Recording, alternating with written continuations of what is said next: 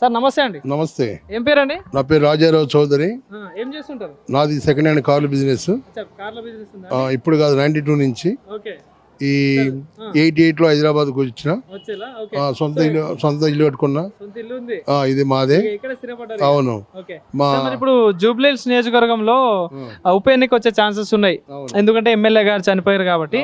So ఈ ఉప ఎన్నికలో అటు కాంగ్రెస్ పార్టీ గెలవడానికి చాలా ప్రయత్నాలు చేస్తా ఉంది, ఇటు బీఆర్ఎస్ పార్టీ కావచ్చు, బీజేపీ కావచ్చు. సో ఎవరు గెలిచే ఛాన్సెస్ ఉంటాయి సార్ ఇక్కడ? నా ఒపీనియన్ ఏంటంటే యూత్ కాబట్టి నవీన్ యాదవ్ని పెడితే గెలుస్తాడు. వీళ్ళు కాంగ్రెస్ వాళ్ళు కనుక సీట్ ఇవ్వకుండా కనుక వేరే వాళ్ళు కనుక ఇస్తే ఈ నవీన్ యాదవ్ని తీసుకెళ్ళి బీఆర్ఎస్ వాళ్ళు లాక్కుపోతారు. అప్పుడు అట్టే ఆయన యూత్ మీలాంటి యూత్ వాళ్ళు ఉంటారు.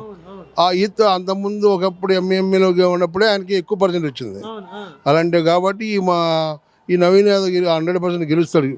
ఒకవేళ ఈ సీట్ అయిపోతే మటుకు ఇక్కడ కాంగ్రెస్ పోతుంది, టీఆర్ఎస్ పోతుంది.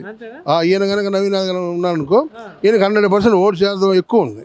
ఈయన యూత్ కాబట్టి అది సార్ నవీన్ యాదవ్ కే చాలా స్కోప్ 100% స్కోప్ ఉంది. ఎందుకంటే ఆ అబ్బాయి యూత్ కాబట్టి నలుగురితో ఫ్రీగా ఉంటాడు అట్లా. సో మరి ఇప్పుడు ఈ మాగంటి గోపినాథ్ 3 సార్లు ఎమ్మెల్యే గెలిచిండు కదా? 3 సార్లు ఎమ్మెల్యే గెలిచాడంటే మేము సోదరీసు, ఆయన సోదరీసునే. ఒకప్పుడు ఆయన సోదరీసు కాబట్టి టీడీపీలో గెలిచాడు, ఒకప్పుడు చంద్రబాబు నాయుడు ప్రభుత్వంలో గెలిచాడు. ఒకటి. రెండోది, అప్పుడు మా టీడీపీ ఇక్కడ లేదు కాబట్టి టీఆర్ఎస్ లో జంప్ అయ్యాడు ఆయన. టీఆర్ఎస్ లో అప్పుడు గాలి దూరింది కాబట్టి టీఆర్ఎస్ లో జాయిన్ అయ్యాడు. తర్వాత సెకండ్ టైం కూడా టీఆర్ఎస్ గాలి దూరింది. ఇప్పుడు ఇంకా ఆయన ఇప్పుడు వాళ్ళు ఇంట్లో ఎవరు పెట్టినా కూడా గెలవరు. అంటే పనులు ఎట్లా చేసిండు జూబ్లీ హిల్స్ కి? పనులు చేసేదంటే ఒక్కొక్కరు ఒక దీన్ని బట్టి ఉంటుంది పని. అట్లా మ్యాక్సిమం ఒక 100కి 70% పర్వాలా. ఓకే అట్లా. అంటే నార్మల్ వ్యక్తి ఎలాంటి వాడన్నా? వ్యక్తిగతంగా అయితే మంచివాడే, ఏ మాటకు ఆ మాట చెప్పాలంటే. ఇప్పుడు కాలాన్ని బట్టి నవీన్ యాదవ్తో గెలుస్తాడు. సో మాగంటి గోపినాథ్ లాంటి వ్యక్తి నెక్స్ట్ నవీన్ యాదవ్ అంత 100% అంతే. దాంట్లో అంటే ఇప్పుడు ఎప్పుడైనా సమస్యలకి ఎమ్మెల్యే దగ్గర పోయినప్పుడు, అంటే ఎమ్మెల్యే ఉన్నప్పుడు పోతే ఎట్లా స్పందిస్తాడు? నేను ఇప్పుడు ఇంతవరకు ఆయన దగ్గర Jubilee hills MLA Maganti Gopinath నేను ఇప్పుడు పోలే. ఇక్కడికి వచ్చినప్పుడు కలిశాను కానీ బాగానే ఉన్నా అన్న, బాగున్నా అంటే బాగున్నా అంట. అంతే. అంతవరకు మాట్లాడు చాలాసార్లు దిగాను, ఆయనతో ఫోటో దిగాను, ఆయనతో మాట్లాడాను కూడా. అవును అట్లా. సో ఎట్లా ఉంటా మరి పోటీ ఎట్లా ఉండొచ్చు మరి? నేనేం చెప్తున్నా, ఈ మా అనిల్ ఇది నవీన్ యాదవ్ కానీ పెడితే మటుకు గెలుస్తాడు. ఆయన ఏ పార్టీలో ఇప్పుడు జంప్ అయ్యా కూడా ఛాన్స్ ఉంది. మీరు కాంగ్రెస్ లో ఉన్నా కూడా ఆయన సీట్ ఇవ్వలేకుండా వేరే వాళ్ళకి ఇచ్చారనుకోండి, బీఆర్ఎస్ లో చేరుతాడు. దీనికి గెలవడు ఆయన అంతే. 100% గెలవడు. పోయినసారి కూడా వచ్చాడు. జనాలు యాక్టివ్గా ఉండాలా, యూత్గా ఉండాలా, మాట్లాడేది ఇది ఉండాలా అట్లా. సో బీజేపీలో ఉన్న దీపక్ రెడ్డి పరిస్థితి? దీపక్ రెడ్డి గెలవడు.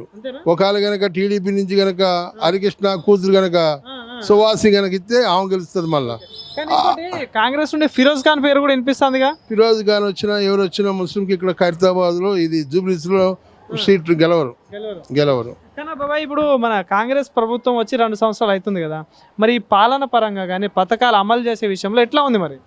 ఆయన వాళ్ళు చెప్పారు ఒక్కొక్కటి చేసుకుంటూ వస్తున్నారు, కానీ మాకింత రేషన్ కార్డు లేదు. నా వయసు 60 సంవత్సరాలు, నాకు పెన్షన్ లేదు. సో నిన్ననే ఏదో నల్గొండ సైడ్ పోయి 4వ తారీఖు రేషన్ కార్డులు అని పెట్టారు. ఇంతవరకు ఎర్రగడ్డలో ఒక్కరు కూడా మమ్మల్ని పలికించడం లేడు. ఎవరు ఉండారా? అదే ఎమ్మెల్యే లేకపోతే, కార్పొరేట్ లేకపోతే ఇల్లు ఉంటారు కదా కొంతమంది, వాళ్ళు ఇల్లు ఉంటారు కదా, ఒక్కడైనా ఉపయోగం ఉందా? లేదు. ఎందుకంటే ఉప ఎన్నిక వస్తుంది, ఇప్పుడు ఇస్తే గానీ ఓట్లు పడతాయి. అదే ఒకటి. రెండోది ఏంటంటే జనంలోకి ఎప్పుడైతే ఎలక్షన్ వస్తుందో అప్పుడు ముందుగానే చొచ్చుకొని పోవాలా, పబ్లిక్ని కలవాలా, యూత్ని కలవాలా, యూత్తో మాట్లాడాలా, ప్రతి ఒక్క కుటుంబ సమస్య తెలుసుకోవాలా. మీ సొంత ఇల్లు ఉందా, కిరాయికి ఉన్నారా, మీకు ఏమన్నా ఇల్లు పట్టాలు లేవా, మీకు రేషన్ కార్డులు లేవా, ఇంతవరకు మా ఇంటికి ఓటు రాలే. అది.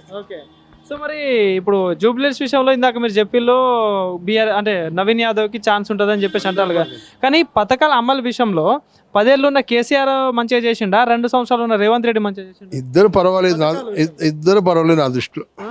ఇద్దరు పర్వాలేదు. ఇద్దరు ఎవరిని అనడానికి ఏం లేదు. అవును.